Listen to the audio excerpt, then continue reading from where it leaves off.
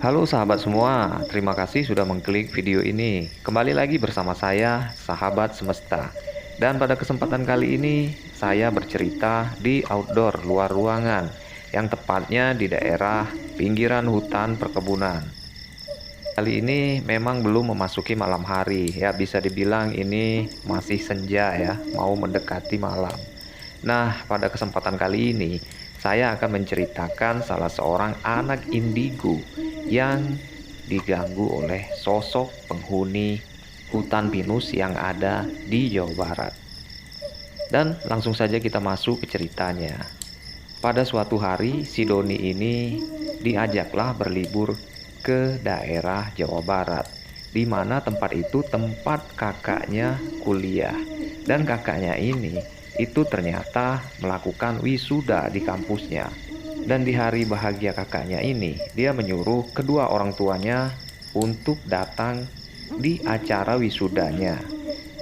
Nah, jadi kedua orang tuanya si Doni ini pun mengajaklah si Doni untuk ikut serta merayakan wisuda kakaknya yang berada di Jawa Barat.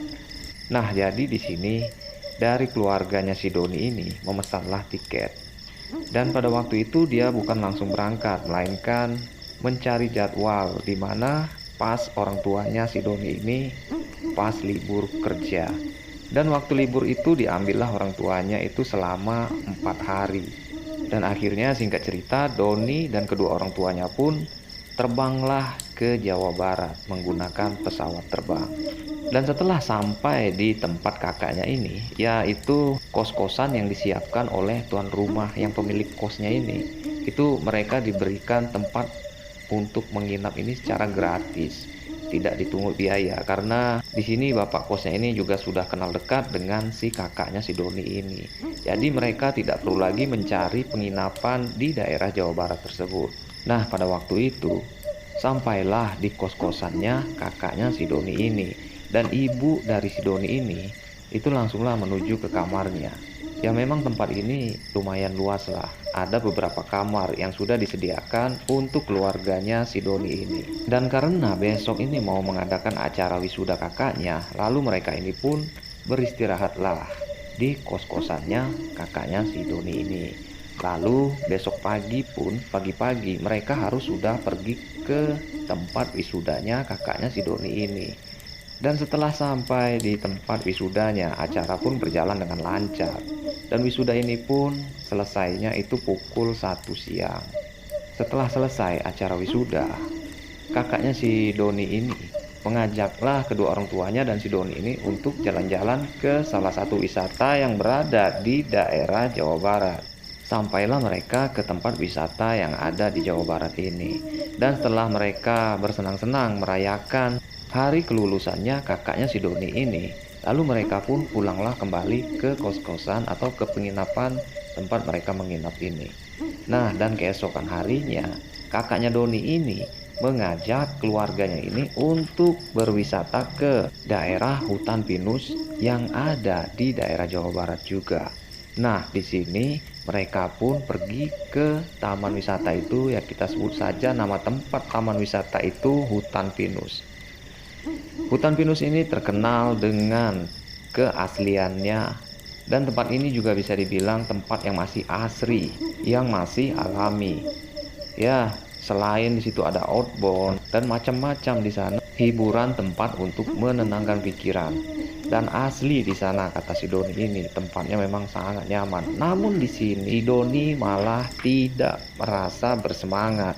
Di sini si Doni seolah-olah dia itu seperti pucat ataupun demam. Seperti seolah-olah dia itu tidak menikmati acara liburan yang dirayakan oleh kakaknya ini. Dan di sini si Doni pun hanya duduk saja di bawah pohon pinus. Nah, di kursi panjang inilah si Doni duduk terdiam seorang diri. Dan dia pun sempat ditegur sama ibunya. Si Doni ditegur oleh ibunya. Don, kenapa kamu kok kayaknya nggak bersemangat? Apa kamu sakit? Kata ibunya si Doni ini. Namun di sini Doni hanya menggelengkan kepala dan tidak berbicara apapun. Seharusnya Dia di sini bersenang-senang menikmati liburan dan merayakan kelulusan kakaknya. Tapi di sini malah sebaliknya. Si Doni di sini merasa dia itu seperti ada yang dia sembunyikan. Dan ternyata memang benar, si Doni di sini terdiam dan tidak bisa berkata apa-apa. Dan akhirnya di sini mereka pun pulang. Dan akhirnya di sini kakaknya si Doni dan kedua orang tuanya si Doni ini pun mengajaklah mereka pulang. Berhubung juga waktu sudah mau memasuki maghrib. Nah, di sini mereka pun pergilah masuk ke dalam mobil untuk pulang ke tempat penginapan atau kos-kosannya dari kakaknya si Doni ini. Nah, setelah di dalam mobil, Doni pun di sini masih menunjukkan sikapnya seperti orang demam. Doni terlihat kaku dan tidak banyak bicara. Setelah 5 menit perjalanan mereka menuju pulang ke rumahnya, baru di sini Doni bisa berkata kepada kedua orang tuanya bahwasannya kenapa dia tidak bisa berbicara dan dia tidak mau berkata. Dan akhirnya si Doni ini pun menjelaskan kepada keluarga si Doni ini. Doni pun bercerita kepada kedua orang tuanya dan kakaknya bahwasannya di hutan pinus tadi, waktu dia duduk sendirian, itu tepat di sebelah si Doni ada sosok wanita yang wajahnya separuh hancur. Sosok makhluk ini terus duduk tepat di sebelah si Doni. Sosok ini tahu bahwasanya si Doni bisa melihat sosok tersebut. Maka dari itu si Doni terus didekatinya, diajaknya untuk berkomunikasi. Namun di sini Doni sangat takut karena sosok ini sangat tidak layak untuk dilihat oleh si Doni. Dan bisa jadi sosok ini itu penghuni dari tempat yang mereka kunjungi, yaitu hutan pinus. Untuk menuju pulang ke kosan mereka, itu sosok ikut masuk ke dalam mobil dan sosok ini duduk tepat di sebelah si Doni. Bagaimana si Doni ingin menjawab pertanyaan dari orang tuanya waktu dia ditanya di tempat duduk, tepatnya di hutan pinus tersebut, dan sewaktu masuk ke dalam mobil. Dan Doni di sini berkata kepada ibunya, bagaimana Doni ingin bercerita kepada ibu sementara sosok ini di sebelah Doni dan dia terus mendekati Doni dan menatap Doni. Di sini Doni takut untuk bercerita atau mengungkapkan kepada orang tuanya ini. Dan si Doni lebih memilih diam untuk menyembunyikan rasa takutnya. Bahkan sampai ke dalam mobil, dia pun duduk tepat di sebelah Doni. Dan baru berjalan kisaran 5 menit, baru sosok itu menghilang tanpa pesan dan kesan. Sosok itu langsung menghilang tiba-tiba dari sebelahnya si Doni ini. Dan sedangkan kakaknya si Doni ini itu duduk di sebelah kiri. Dia tidak merasakan apa-apa karena yang bisa melihat di sini ialah si Doni. Doni di sini memang termasuk anak indigo yang bisa melihat sesuatu yang tidak bisa dilihat dengan orang tuanya si Doni ini. Dan juga Doni bisa merasakan di mana tempat dia nyaman dan di mana tempat dia tidak nyaman. Memang sejak kecil si Doni ini sudah bisa melihat makhluk yang tak kasat mata. Namun makhluk yang biasa dia lihat tidak seseram yang dia temui di hutan pinus ini. Dan setelah si Doni ini menceritakan kepada keluarganya, barulah dia agak merasa tenang. Dan terjawablah rasa penasaran oleh keluarganya ini. Kenapa si Doni murung ataupun tidak bersemangat mulai dari hutan pinus sampai masuk ke dalam mobil untuk menuju pulang ke kos-kosan. Nah, jadi inilah kisah dari salah seorang anak indigo yang diikuti oleh sosok penghuni hutan pinus.